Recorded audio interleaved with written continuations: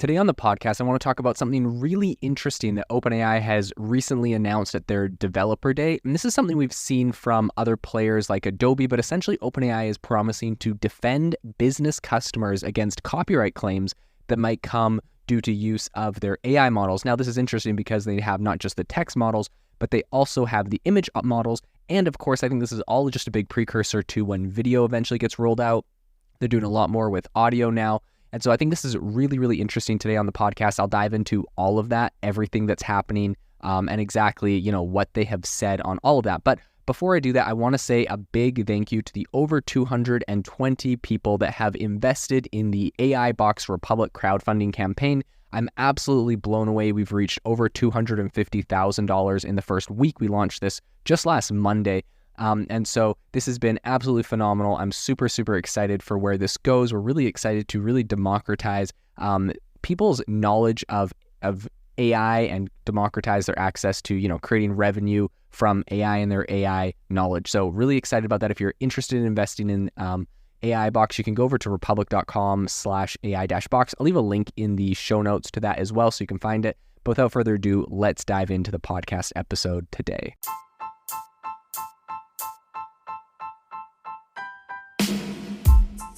Welcome to the world's #1 AI podcast, AI Chat. I'm your host, Jaden Schaefer. Make sure that you go to aibox.ai, link in the show notes, to join the waitlist for our new AI platform. We're going to be launching an incredible platform that allows you to build anything you want with workflows in AI. So you're able to chain together ChatGPT and image generators and audio generators to make really powerful apps for your organization, or you can host them on our marketplace and actually generate royalties from them. So make sure to go to aibox.ai and join the waitlist. In addition, if you like the podcast, if you could do me a massive favor and please leave us a review on Apple or Spotify or wherever you listen to your podcast. This helps me be able to get better guests on here as they check the reviews to see how you guys are liking it. So if you could please do that, I would really, really appreciate it. Have you ever wanted to start your own podcast? I record and publish podcasts on a platform called Spotify for Podcasters, and I absolutely love it. Essentially, you can upload from your phone or computer, and it distributes to every platform that plays podcasts. They support video podcasts, and you can make money on the platform with ads or even podcast subscriptions, something that has made my life so much easier as a podcaster. So if you're interested, I highly recommend you give it a try. You can download the Spotify for Podcast app or go to spotify.com/podcasters to get started on your podcast today. OpenAI, in a move that I think really aligns with industry peers, has launched a new initiative, which is Copyright Shield. And this is essentially to back businesses utilizing its AI tools in the event of copyright infringement lawsuits. So this protection comes as a relief to customers leveraging the more widely available services within OpenAI's developer platform, as well as enterprises employing ChatGPT Enterprise for their operations. This is something a lot of people have been kind of concerned about. They're like, obviously companies that are a lot more risk averse, that are concerned about this kind of stuff, they're like, oh my gosh, what if we use some sort of AI tool and we get sued because there's some sort of copyright issue? And so that kind of steered a lot of companies away from using these tools.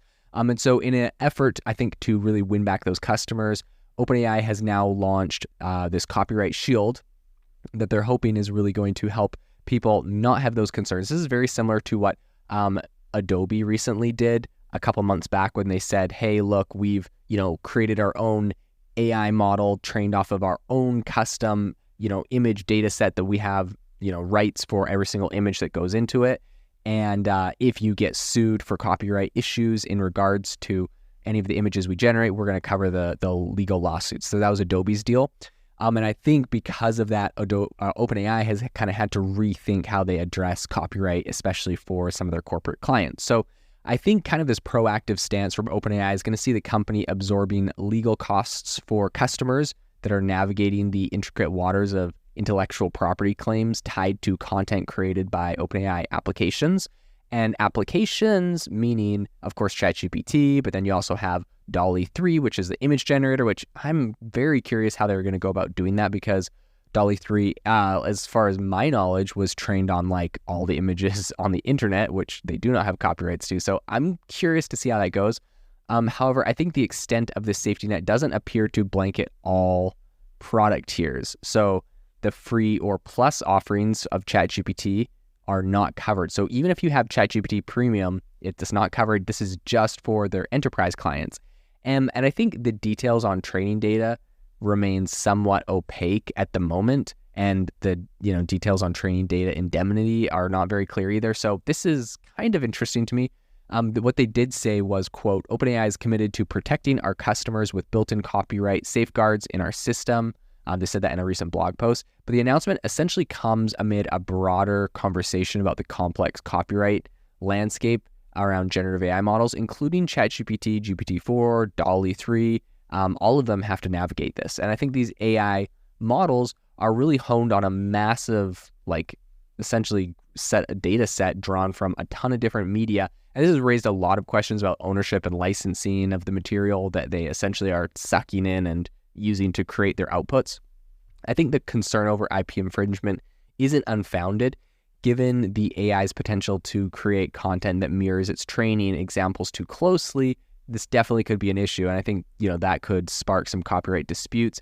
Industry surveyors mirror this. There's kind of this apprehension that's going on in the market right now, and kind of reveal the intellectual property issue stands as a significant worry for companies incorporating generative AI into the workflows, right? So a bunch of surveys went out to a bunch of big companies, and that's the big apprehension. That's the big concern that a lot of these major corporations and enterprises are experiencing right now. So I think OpenAI's decision places it alongside a bunch of other tech giants. I think right now we have IBM, Microsoft, Amazon, who are kind of leading visual content providers like Getty Images and Adobe, who have already taken measures to safeguard their generative AI clientele against IP claims. But I think as OpenAI steps into the ring with this kind of defensive posture, I think it could, well set the precedent for future conduct across the AI industry, which is kind of ensuring that innovation in AI doesn't come at the cost of, the legal peace of mind of its enterprise users. And I'm not going to say all users, because all users are not protected in this. Really is just the enterprise users that I think are getting the protection at the moment. It'll be interesting to see if that rolls out more broadly to everyone in the future, or if they're just going to continue kind of protecting their corporate clients and kind of, essentially saying if there's a lawsuit, we'll defend you. This will be interesting to see how this rolls out in the future and what other companies decide to offer similar, essentially, deals for their corporate clients.